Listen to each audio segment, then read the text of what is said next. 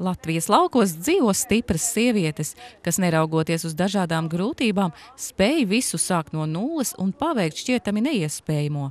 Viena no tādām ir arī uzņēmēja Evija Kopštāle, kura pērnā gada nogalē saņēma Sandras Kalnietes iedibinātā konkursa Atzimt no pelniem diplomu.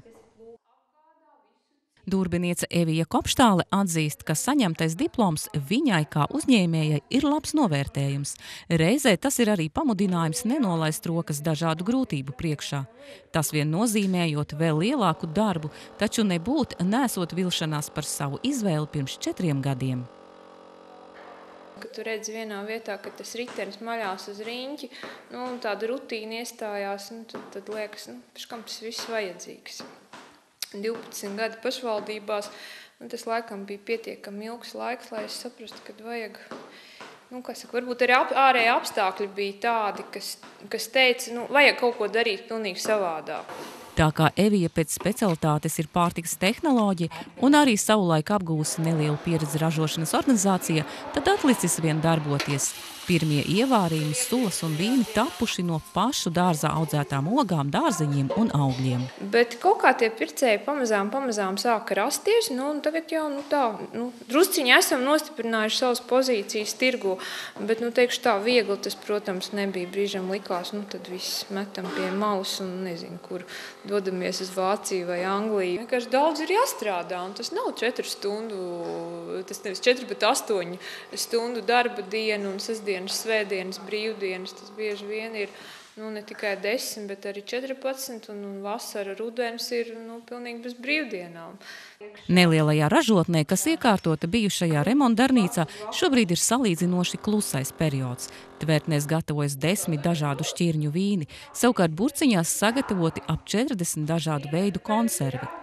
Kā teica Evija, tad Latvijas tirgus sāk palikt par šauru, tiekot domāts par eksporta iespējām, kas mazajiem uzņēmējiem bez nopietnām investīcijām esot gandrīz neiespējami. Pašlaik tiek klauvēts pie ļoti daudzām durvīm, pastīsimies, kuras no viņām atvērsies. Mana produkcija jau ļoti nelielos apmēros tiek eksportēta gan uz Vāciju, gan uz Angliju, bet ļoti nelielos apmēros. Man ļoti gribētos, ka mēs vairāk spētu kooperēties, sadarboties un kaut kā tādā veidā kopīgiem spēkiem iekarot arī citus tirgus. Runājot par nākotnes perspektīvām, Evija Kopštāle cer uz lielāku valsts atbalstu mazajiem uzņēmējiem. Mazie uzņēmēji, kā gan finansiāli, tas ir materiāli, gan arī morāli netiek novērtēti. Jo, mazā uzņēmēja darbība, jebkurā ekonomikā, tas ir pamats visam. Tas ir pamešs, no kura izaug lielie koki.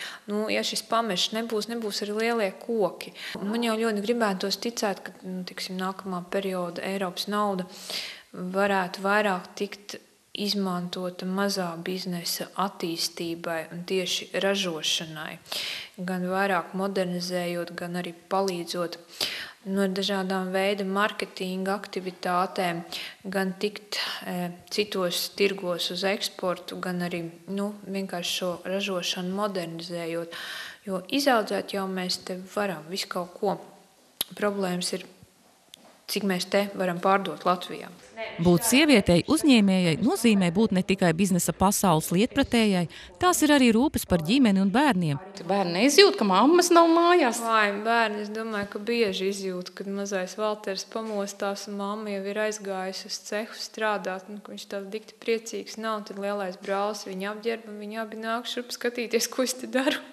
Durbē ražotie lauku labumi ar firmas zīmi Durbes Veltes turpat jau 4 gadus ir pazīstami visā Latvijā. Saldrēmne, Edvīns Svēls, Aizputs televīzija.